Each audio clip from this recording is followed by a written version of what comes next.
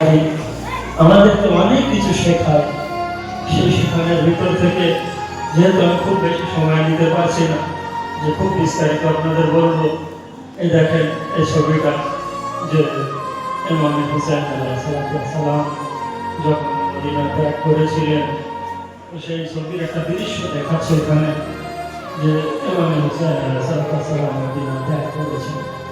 এবং পরপর দ্বিতীয় ছবিটা দেখাচ্ছে, দেখেন যখন ইমাম হুসাইন মদিনা ছেড়ে কারবালায় এসেছিলেন, কারবালায় আসার আগে মক্কা গিয়েছিলেন। দেখেন এখানে কাবা ঘর দেখাচ্ছে।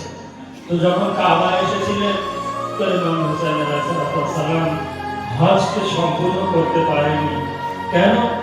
ইয়াজিদ বাহিনী তলোয়ার দিয়েছিল 40 জনকে এবং বলেছিল যে সাদা কাপড়ের ভিতরে লুকিয়ে রাখবে।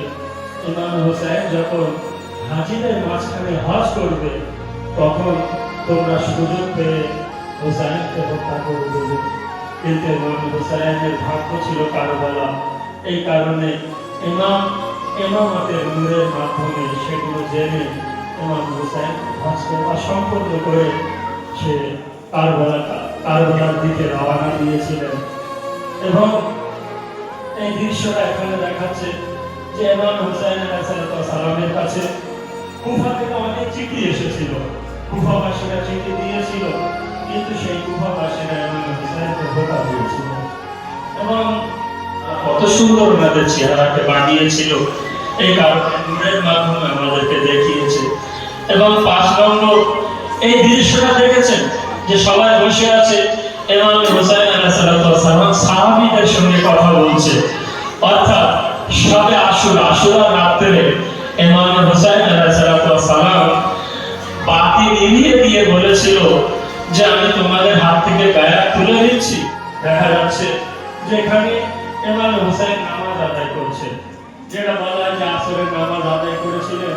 এবং আলাইহিসসালাম যখন নামাজ আদায় করেছিলেন চারিদিক থেকে তীর যার হাতে কিছু ছিল না তারা পাথর নিক্ষেপ করছিল এবং পাথরের মাধ্যমে ইমাম হুসাইন আলাইহিসসালামকে জখমি করে দিয়েছিল।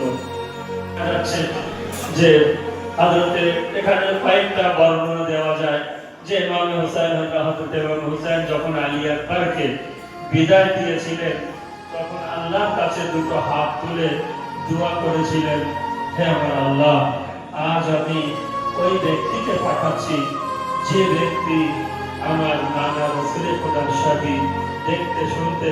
হে আল্লাহ, আমার যখন আমার নানার দেখার ইচ্ছা হতো তখন আমি আমার আলী আকবরকে দেখতাম, আর সেই আলী আকবরকে আজ আমি ওখানে পাঠাচ্ছি।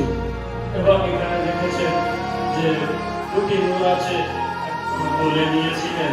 কেউ এটাও বলা যেতে পারে যে হযরতে কাসিম কিংবা হযরতে ইমাম হযরতে আলী আকবরকে যখন কোলে নিয়েছিলেন শেষ মুহূর্তে সেই দৃশ্যটা এখানে দেখাচ্ছে। এখানে দেখেছেন কিংবা হযরত আবু ফাজল আব্বাস বলা যেতে পারে, কয়েকটি ছবি এখানে এই নমুনা পেশ করেছে যে ইমাম হুসাইন আলাইহিসসালাম 999টা তীর পেয়েছিল। এখানে ছবিটা কতটা দেয়নি, 999টা তীর খাওয়া অতটা সহজ না। এই কারণে বলা হয় যে ইমাম হুসাইন যখন ঘোড়া থেকে নিচে এসেছিল ইমাম হুসাইন কিন্তু মাটিতে পড়েনি। ইমাম হুসাইন যখন মাটিতে পড়েন তো কিসে ছিল? তীরের উপরে ছিল। অর্থাৎ নিচে মনে হচ্ছিল যে অনেকটা খুঁটি দেওয়া আছে, সেই তীরের উপরে ইমাম হুসাইন আলাইহিসসালাম ছিল। এই দৃশ্যটা ইমাম হুসাইন ঘোড়া থেকে নিচে আসা ওর সামনে বেরিয়ে যখন ইমাম হুসাইন আলাইহিসসালামকে শহীদ করে দিয়েছিল এবং সন্ধ্যা ঘনিয়ে এসেছিল, সন্ধ্যার পর্যায়ে আগুন জ্বালিয়ে দিয়েছিল। এই আগুন এখানে দেখা যাচ্ছে। তো যখন খায়বারগুলো জ্বলছিল এই মরুভূমির বুকে এই আস্তানার সামান্য এই খায়বারগুলো ছিল, কিন্তু শত্রুরা যখন আগুন লাগিয়ে দিয়েছিল বিভিন্ন বিবিরা নিজেদের জান বাঁচাতে চারিদিকে দৌড়াচ্ছিল এবং চারিদিকে তসবির দানা ছিঁড়ে দিলে যেভাবে চারিদিকে ছড়িয়ে যায় সবাই ছড়িয়ে গিয়েছিল। এখানে একটা বাচ্চাকে এখানে ছোট্ট করে দেখা যাচ্ছে, ছোট্ট একটি বাচ্চা দৌড়াতে দৌড়াতে এত পিপাসিত ছিল, যেহেতু কারবালা বালি ছিল, বালি রাত্রে ঠান্ডা হয়ে যায়। তো এই বাচ্চাটা বালি খুঁড়তে খুঁড়তে এত দূরে পৌঁছে গিয়েছিল, ভর করে গিয়েছিল, মনে করছিল যখন বালি ঠান্ডা নিশ্চয়ই এই বালির নিচে পানি পাওয়া যাবে। কিন্তু খুঁড়তে খুঁড়তে যখন পানি পায়নি, ঠান্ডা বালি নিজের বুক মুখে দিয়েছিল এবং ঠান্ডা বালি খেতে শুরু করেছিল। সেই ঠান্ডা ঠান্ডা বালি খেতে পারে একটা বাচ্চা, সেই বালি গলায় আটকে ধরে মারা গিয়েছিল। এমন ভাবে অনেক বাচ্চা মারা গিয়েছিল। এবং 12 নম্বর দৃশ্য, যেখানে নিশ্চয় দেখতে পাচ্ছেন যে একটি লাশ পড়ে আছে। এই লাশ আর কেউ না, আমার আপনার মাওলা মজলুম ইমাম হুসাইন আলাইহিস সালামের লাশ। যে লাশে দেখতে পাচ্ছেন গলা নেই, লাশের উপরে তীর নিক্ষেপ করা হয়েছে। এবং এই যে সময় ইমাম হুসাইনের মাথাতে শিরের মালুন কেটে গিয়েছিল, আকাশ থেকে আওয়াজ এসেছিল, আলা কতলাল হুসাইন বে কারবালা, আলা যুবহাল হুসাইন বে কারবালা। হুসাইন শহীদ হয়ে গিয়েছে, হুসাইনকে কাতল করা হয়েছে।